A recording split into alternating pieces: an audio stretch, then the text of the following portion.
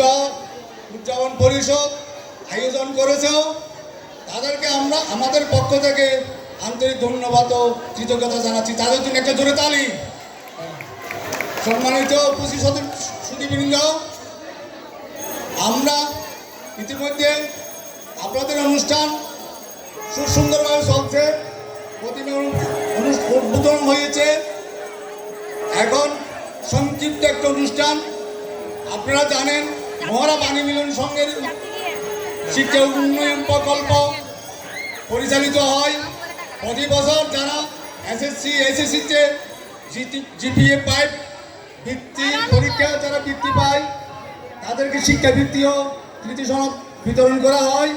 তাদের ধারাবাহিকতা আজকে 2025-এর মধ্যে যারা এসএসসি এসএসসিতে জিপিএ পায় অর্জন করেছে, আমরা তাদেরকে এবং এই মঞ্চে অতিথিদের মাধ্যমে তাদেরকে পুরস্কৃত করব, সম্মাননা দেব।